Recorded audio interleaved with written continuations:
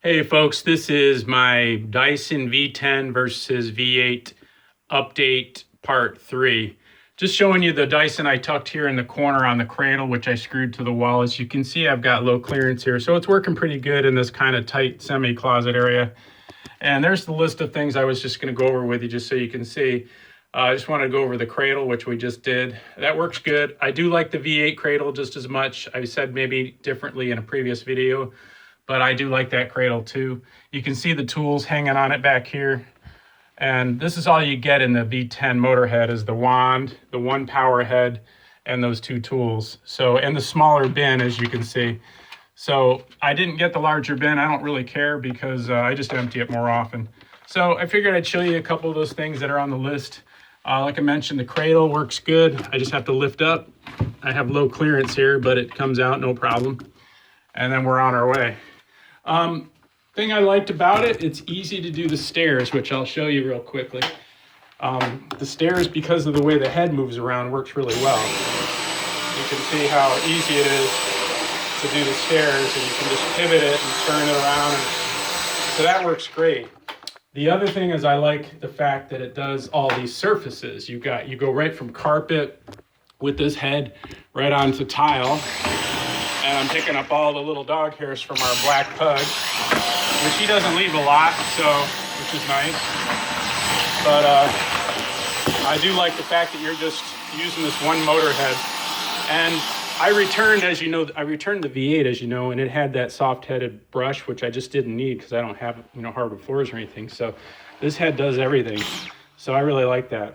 The other thing is the battery life everybody talks about. Yeah, I think once you put a power head on it like this, you're not going to get like 45 minutes or whatever they're saying.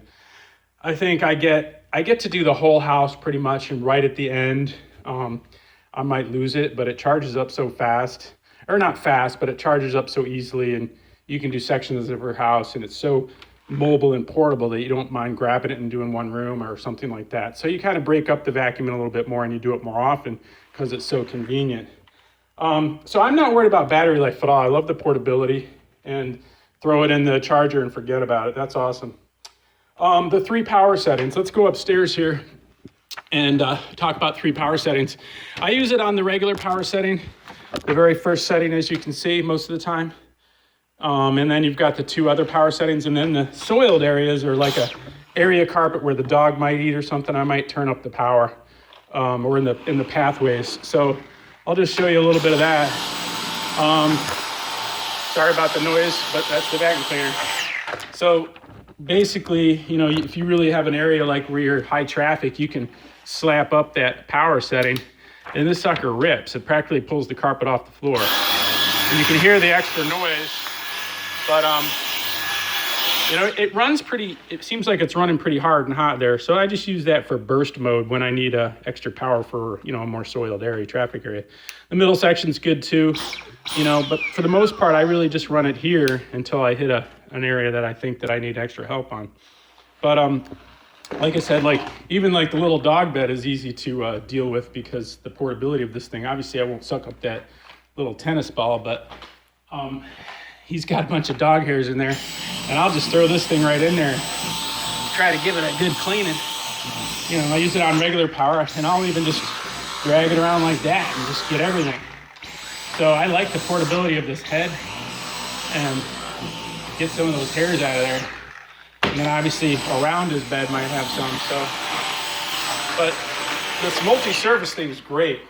One thing that chokes this thing up a little bit, doesn't really stop it or anything, it's just the emptying process, this hair, long hair. My wife and daughter have long hair, so it does get tangled in there. So you're going to wind up probably using your hand more than you might have thought you would have had to pull some of these long hairs out. Also, the power head gets the hairs wrapped around it, so you're going to have to pull those off. So I always clean it well at the end of the use. Makes sense. So I'll show you the empty bin process real quick, just because everybody's curious. I didn't get a lot of dirt here, but I'll try to get some more for you. Hopefully some long hairs to show you what happens. Let's see, I bet I'll get some in here. And, got it stuck in there. It's got nice, safety switches. If you get something stuck, it'll shut the power head off and not fry itself. So, but basically you got to step on these area carpets, especially if you use the high power. Like this is where the dog eats, and of course he leaves a little crumb here and there. So I might hit it up to the high-powered section. Bang, bang, turbo. But this damn thing pulls so hard, it'll pull this carpet off the ground, which is great, but it really pulls. So, all right, so let's go empty the bin and show you that process. Grab a few more hairs on the way. I got the garbage here. And I have to admit, obviously it's our least favorite part is playing with the dust. I don't like the fact that you have a dust cloud in your face sometimes. So I do like the rainbow in that aspect, that it traps it in the water, which I mentioned I have.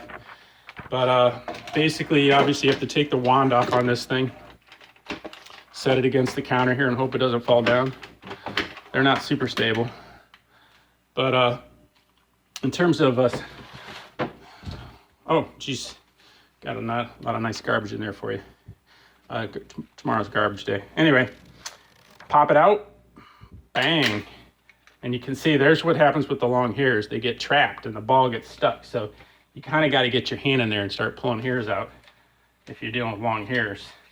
And then I pop it a few times like that. Knock out the crud. It's amazing what this thing catches and how fast. I mean, I'm vacuuming every week now, sometimes more, but I just popped it a couple times. You're gonna see hairs get wrapped around this upper barrel. See if I can show you better. This upper barrel here, with all these little holes, there'll be hairs wrapped around here. And then sometimes they're trapped up in here. So I'm always like doing this and just put my finger in here and making sure I got everything. Because you don't want to close the door on the hairs. Yeah, I can feel some there. So it's not the funnest thing to do, and I don't like the cloud of dust in my face. But, you know, there's always trade-offs. So that's that in terms of emptying. Sorry about that garbage scene. It's ugly. Anyway, I think it works well. One thing I wanted to mention too is that this one is not as friendly in the car just because the body's longer. And I imagine if you got that extra bin, it'd be more of a pain in the butt. But as soon as you put the extension on for the car or anything, this thing gets pretty long, so you're not getting under the seats as easily. The V8 was definitely easier because the V8 had a shorter body. It was more compact front to back. So that was one thing. But my overall comment on these units, they're great. I love the portability. I love the quickness of grabbing it and cleaning up a room. So definitely a thumbs up on these units. So hope it helps. Take care, guys.